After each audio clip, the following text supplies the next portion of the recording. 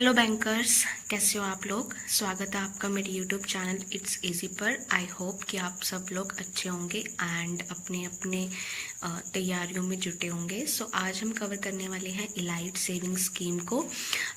Elite saving scheme से जुड़ा हुआ एक इंटरेस्टिंग सा किस्सा सुनाती हूँ मैं। मतलब जब मैं अपनी तैयारी कर रही थी ना, तो सेविंग अकाउंट्स के अंदर मुझे इलाइट सेविंग स्कीम जो है वो सबसे ज़्यादा टफ लगती थी। पता नहीं क्यों उसको पढ़ने का या रिवाइज करने का ना मन नहीं करता था। और करंट अकाउंट में जो हमारे जिसके 3 वेरिएंट थे ना, स्मार्ट करंट अकाउंट वाली स्कीम थी, गोल्ड, डायमंड, प्लेटिनम, वो सबसे डिफिकल्ट लगा करती थी, पता नहीं क्यों। और उसको भी ऐसे 3 वेरिएंट और उसके पढ़ने का बिल्कुल भी मन नहीं करता था। हालांकि अगर हम देखें तो इसके अंदर काफ़ी सारी चीज़ें हैं जो हमें याद करने की ज़रूरत ही नहीं है, क्योंकि जैसे मान लो आरटीजीएस, नेफ्ट, ऑनलाइन कितने कितने फ्री हैं, तो ये इसमें अनलिमिटेड ही फ्री मिलने वाले हैं। या और भी ऐसी बहुत सारी चीज़ें हैं जो अनलिमिटेड हैं या जिसके कोई चार्जेस है ही नहीं, तो याद ही नहीं करना। बट फिर भी पता नहीं क्यों एक खौफ सा था इस स्कीम का मेरे मन में। तो ये जो स्कीम है आज हम पढ़ने वाले हैं। पहली बात तो इसके पहले आई थिंक 4 वेरिएंट होते थे, है ना। वो 4 वेरिएंट को ख़त्म करके 2 ही वेरिएंट रखे गए हैं, एग्जीक्यूटिव और ग्रैंड। ये शायद तक 3 हो गए थे, है ना। सिल्वर, गोल्ड ऐसा कुछ था, या 4 थे, 4 ही थे शायद तक, मुझे ध्यान नहीं आ रहा। तो अब सिर्फ 2 वेरिएंट रह गए हमारे पास, एग्जीक्यूटिव और ग्रैंड। एंड काफ़ी सारे जो इसके बेनिफिट्स हैं ना, वो कुछ कुछ हमें सिलेक्ट स्कीम से मिलते जुलते भी इसमें पढ़ने को मिलेंगे। तो उनको मैं वहाँ से रिलेट करके आपको याद करवाने की भी कोशिश करूँगी। साथ के साथ आपको सिलेक्ट के भी याद हो जाएंगे और इसके तो आपको पता चली जाएगा कि ये वाले हैं, ठीक है। तो चलिए वीडियो को स्टार्ट करते हैं। और हाँ, वीडियो में कुछ भी अच्छा लगे तो प्लीज़ वीडियो को लाइक कर देना, चैनल को सब्सक्राइब कर देना एंड ज़्यादा से ज़्यादा इसे शेयर करना। तो फर्स्ट एलिजिबिलिटी तो देखो सेम सिलेक्ट जैसी है। सिलेक्ट में भी क्या था, above 18 years of age. Select की जो पुरानी एलिजिबिलिटी थी कि 25 से 40 साल वाले एज ग्रुप के पर्सनस को हम टारगेट करते थे, वो हमने ख़त्म कर दी थी। एंड जो भी पर्सन 18 साल से ऊपर की एज का था वो सिलेक्ट में भी खाता खुलवा सकता है, वो इलाइट में भी खाता खुलवा सकता है। नेक्स्ट है MAB. MAB is monthly average balance, ठीक है। एग्जीक्यूटिव में रखा गया है 1 लाख रुपए और ग्रैंड में रखा गया है 5 लाख रुपए। बहुत ही सिंप्लीफाई कर दिया इसको, है ना। एग्जीक्यूटिव में 1 लाख है, ग्रैंड में 5 लाख है।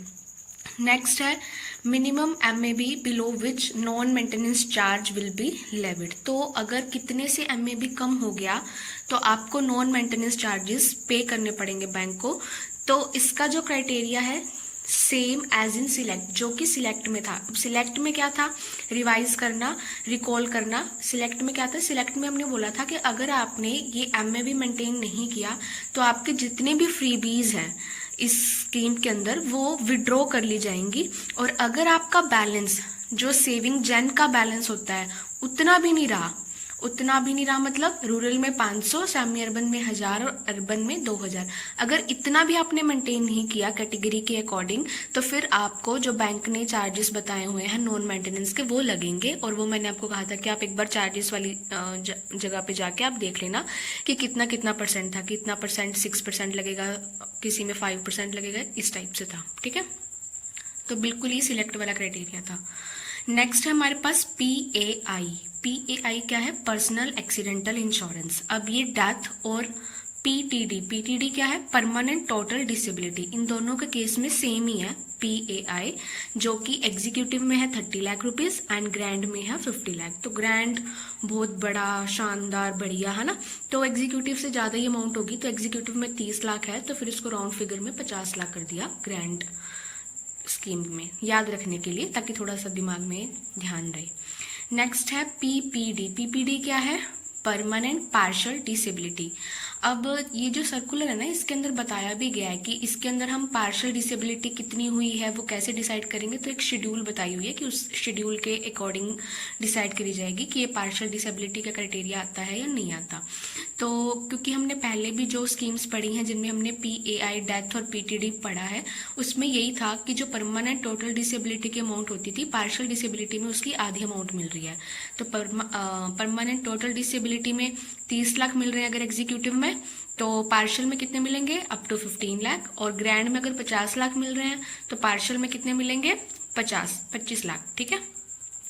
नेक्स्ट है अदर एड ऑन कवर्स, और जिसको मैंने लिखा हुआ है सेम एज इन सिलेक्ट, है ना, अदर एड ऑन कवर्स। अब अदर एड ऑन कवर्स को थोड़ा सा ध्यान करना, रिकॉल करना। और एक इंपॉर्टेंट चीज़, अगर आपने सिलेक्ट वाली स्कीम नहीं देखी अभी तक तो प्लीज़ मेरी रिक्वेस्ट है आपसे, आप जाके पहले सिलेक्ट सेविंग स्कीम आप याद करना और उसके बाद आप आके इस वीडियो को देखना इलाइट वाली को, क्योंकि इसके काफ़ी सारे बेनिफिट्स सिलेक्ट वाले हैं और उनको मैंने लिखा भी ऐसे ही है कि सेम एज इन सिलेक्ट। फिर आप कंफ्यूज होगे, उससे अच्छा कि पहले सिलेक्ट की स्कीम आप पढ़ाओ, समझ आओ, उसके बाद आप इलाइट की स्कीम समझना, ठीक है।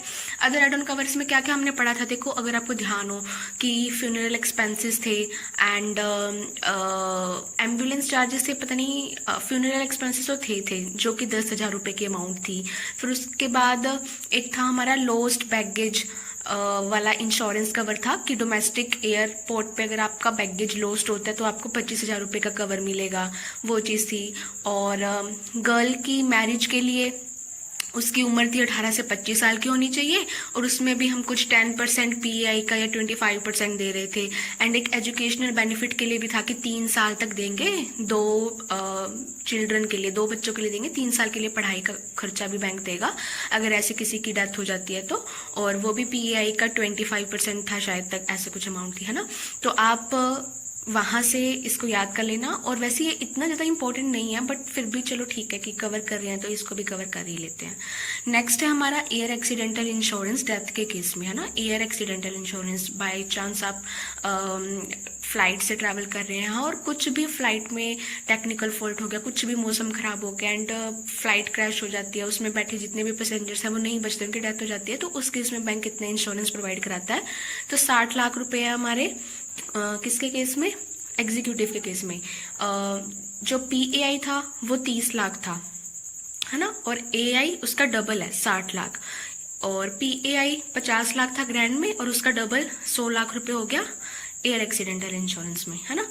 नेक्स्ट है वेलनेस प्रोग्राम। ये वाली चीज़ जो है वेलनेस प्रोग्राम वाली, ये सिलेक्ट अकाउंट के अंदर नहीं मिल रही थी बट इसके अंदर मिल रही है। तो इसके अंदर क्या क्या हमें मिलता है, annual health checkup, annual health checkup मिलता है, unlimited tele consultation with doctors, तो फ़ोन पे हम कंसल्ट भी कर सकते हैं डॉक्टर से, and PAI of ₹4 lakh with permanent total disability, PTD permanent total disability cover of 125% of sum insured. देखो PAI तो आपका 4 लाख है और अगर टोटल डिसेबिलिटी होती है तो फिर आपको सम इंश्योर्ड का 125% मिलेगा, सम इंश्योर्ड का 125%। नेक्स्ट पॉइंट है हमारा स्वीप फैसिलिटी का। स्वीप फैसिलिटी बाय डिफ़ॉल्ट दोनों के अंदर ही, एग्जीक्यूटिव और ग्रैंड दोनों में ही नो है, बट अगर कस्टमर रिक्वेस्ट करता है कि मुझे स्वीप लगवाना है अपने अकाउंट में तो ये फैसिलिटी उसे मिल सकती है, यस। बट थ्रेशोल्ड अमाउंट क्या होगी कि कितने के बाद स्वीप लगेगा, एग्जीक्यूटिव में 2 लाख के अमाउंट के बाद और ग्रैंड में 7.5 लाख के अमाउंट के बाद। किसके मल्टीपल्स में चलेगी अमाउंट, 10,000 रुपये के मल्टीपल्स में चलेगी। फ्रीक्वेंसी यानी कि स्वीप कब लगेगा, एवरी ट्यूसडे, दोनों में ही, दोनों वेरिएंट्स के अंदर ही हर ट्यूसडे को स्वीप लगेगा। एंड जो कि हमने विमेन पावर में पढ़ा था सेम चीज, further customer can select any 4 days dates of his choice for sweep out. Customer अपनी इच्छा से भी कोई 4 दिन बता सकता है कि इस 4 दिन पे या इन 4 तारीखों को स्वीप लग जाया करे, ठीक है। नेक्स्ट है हमारे पास customize account number. Customize account number दोनों वेरिएंट्स के अंदर अवेलेबल है, ठीक है। नेक्स्ट है free cheque leaves. Free cheque leaves दोनों वेरिएंट्स के अंदर 500 लीव्स पर एनम, साल की 500 लीव्स। मतलब याद करना कितना आसान है। कस्टमाइज अकाउंट नंबर दोनों में अवेलेबल है, फ्री चेक लीव्स दोनों में सेम है ना। और कुछ कुछ चीज़ें सिलेक्ट वाली हैं, कुछ कुछ चीज़ें विमेन पावर वाली हैं। तो मतलब इलाइट स्कीम को याद करना बहुत आसान है। बस इसके अंदर जो फ्रीबीज के आपको पैरामीटर्स मिलेंगे ना, पैरामीटर्स इन नंबर्स में काफ़ी ज़्यादा हैं बट उनको याद रखना और समझना बहुत आसान है। नेक्स्ट है RTGS, NEFT, IMPS। आप तीनों में से कुछ भी कराओ, चाहे ब्रांच से कराओ, ऑनलाइन कराओ, कोई भी चार्जेस नहीं है, फ्री है एकदम, है ना, कुछ याद ही नहीं करना हमको। नेक्स्ट है SMS चार्जेस, वो भी नहीं है, वेव्ड। नेक्स्ट है cash deposit charges. Cash deposit charges executive में है आपकी, महीने की आप 5 एंट्रीज फ्री ऑफ कॉस्ट करवा सकते हो कैश जमा की। उसके बाद कराओगे तो जो एप्लीकेबल चार्जेस है लाख पे 100 रुपीज़ है तो वो आपको लगेंगे, यानी कि 1000 पे 1 रुपी है ना। लाख पे 100 है, 1000 पे 1 रुपये, तो वो लगेंगे। एंड ग्रैंड में आप अनलिमिटेड कितना भी कैश डिपॉजिट कराओ, कोई चार्जेस नहीं है। कैश विड्रॉल चार्जेस भी सेम है, यानी कि एग्जीक्यूटिव में आपको मिलते हैं 5 फ्री ट्रांजेक्शन्स पर मंथ और ग्रैंड से आप अनलिमिटेड कैश विड्रॉल करवा सकते हो विदाउट एनी चार्जेस। नेक्स्ट है फ्री डीडी पर क्वार्टर। 3 महीने का एक क्वार्टर होता है ना, तो हर क्वार्टर में आपको कितने डीडी फ्री मिल रहे हैं? एग्जीक्यूटिव में 5 पर क्वार्टर मिल रहे हैं एंड ग्रैंड में अनलिमिटेड। मतलब ग्रैंड का तो मोस्टली कुछ याद ही नहीं करना, हर चीज़ें अनलिमिटेड है और या फिर वो एग्जीक्यूटिव के बराबर ही मिल रही है हमें। नेक्स्ट है concession in processing and documentation charges for, ये एचएल लिखा हुआ है, अगर आपको राइटिंग समझना है तो एचएल हाउसिंग लोन, ओब्लिक में है वीएल व्हीकल लोन, है ना। तो चाहे प्रोसेसिंग और अपफ्रंट फी एक ही बात होती है एंड डॉक्यूमेंटेशन चार्जेस अलग होते हैं ना। प्रोसेसिंग एंड अपफ्रंट एक है, डॉक्यूमेंटेशन अलग है। तो ना तो आपको प्रोसेसिंग एंड अपफ्रंट लग रही है, ना ही डॉक्यूमेंटेशन चार्जेस लग रही हैं अगर आपका अकाउंट इन दोनों वेरिएंट में से कोई भी है तो। नेक्स्ट है लोकर रेंट। लोकर रेंट आपको कितना लग रहा है? एग्जीक्यूटिव वेरिएंट में आपको 50% कंसेशन मिल रहा है पहले स्मॉल लॉकर पे, एक स्मॉल लॉकर पे 50% का, एंड ग्रैंड के अंदर तो 100% concession they the small locker पे, एक स्मॉल लॉकर पे। और फिलहाल मतलब इसको मैंने ब्रैकेट में लिखा हुआ है कि फर्स्ट ईयर ओनली। तो फिलहाल क्या होगा कि जैसे आपका नया खाता खुला है या स्कीम कन्वर्ट हुई है तो सिर्फ और सिर्फ आपको पहले साल के लिए छूट मिलेगी। अगर आप इसको कंटिन्यू करते हो, इसका एमए भी मेंटेन रखते हो, तो आपको वो फ्रीबीज अगले साल भी मिलेगी, यानी अगले साल भी आपको उतना उतना कंसेशन लोकर रेंट में रिस्पेक्टिवली मिलेगा। बट अगर आप मेंटेन नहीं करते हो तो फिर आपको जो चार्जेस एप्लीकेबल होंगे नॉर्मल कस्टमर के केस में वही फिर आपको भी एप्लीकेबल होंगे, ठीक है। नेक्स्ट पॉइंट है world travel card. World travel card दोनों वेरिएंट्स के लिए सेम चीज़ है कि charges for issuance and recharges nil, ना तो इशुएंस का कोई खर्चा ना रिचार्ज का कोई खर्चा।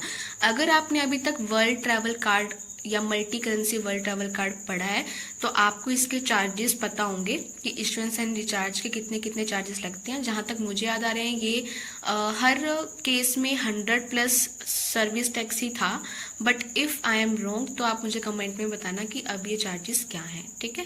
वैसे मुझे यही याद आ रहा है कि इसके अंदर जैसे सरेंडर के हो गए, इशुएंस के हो गए, रिचार्ज के हो गए, सेम ही चार्जेस थे, 100 रुपीज़ थे या फिर 30 रुपीज़ का भी कुछ मुझे याद आ रहा है। बट अगर मैं गलत हूँ तो आप मुझे करेक्ट कीजिएगा, कमेंट में लिखिएगा कि क्या चार्जेस हैं, ठीक है। नेक्स्ट है माइलस्टोन बेनिफिट। अब इसके जो डेबिट कार्ड के कुछ बेनिफिट है उसको माइलस्टोन बेनिफिट का नाम दिया गया है। इसके अंदर बेनिफिट्स जो हैं वो डेबिट कार्ड से जुड़े हुए हैं। डेबिट कार्ड से कैसे, मतलब काफ़ी 20 से 25 कैटेगरी है कि आपको होटल का रूम बुक कर रहे हो तो एक वंस पर मंथ है या वंस पर ईयर है, उस टाइप से है। ओटीटी का सब्सक्रिप्शन है, जिम की फैसिलिटी है कि जिम का सब्सक्रिप्शन आपको मिल जाएगा, या काफ़ी सारे ऐसे बेनिफिट है। आप एक बार गो थ्रू कर लीजिएगा, मैंने यहाँ पे इनको इंक्लूड नहीं किया है। तो जो डेबिट कार्ड रहने वाला है एग्जीक्यूटिव वेरिएंट के अंदर उसको नाम दिया गया है इम्पीरियल। क्या नाम दिया गया है? इम्पीरियल। एंड जो हमारा ग्रैंड वेरिएंट के अंदर है उसको ग्रैंड मास्टर नाम दिया गया है, ठीक है।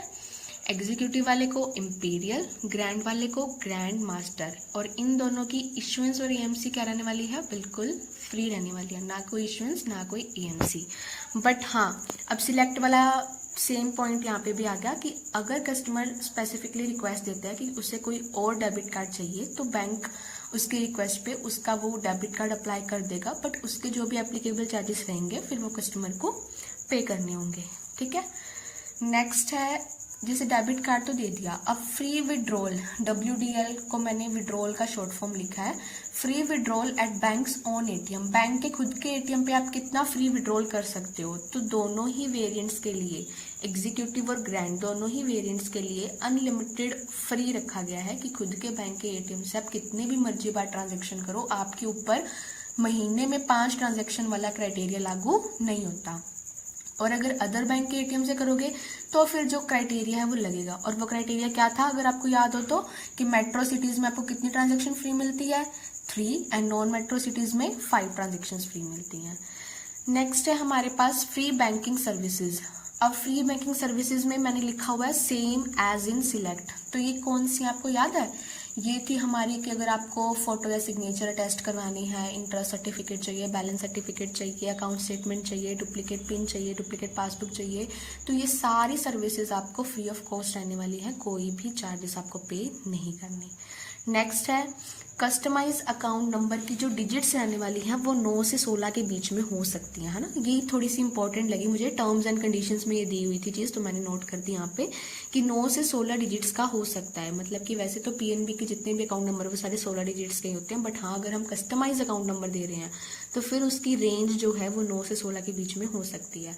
और नेक्स्ट पॉइंट है डेबिट कार्ड, कि डेबिट कार्ड अब इसमें कौन से वेरिएंट का रहने वाला है, तो रुपए सिलेक्ट रहने वाला है ना, रुपए सिलेक्ट रहने वाला है। 500 जिसका इशुएंस है एंड एएमसी 750 है। बट इस वेरिएंट इस स्कीम में आपका खाता खुला हुआ है तो फिर आपको दोनों ही चीज़ें नहीं लग रही हैं।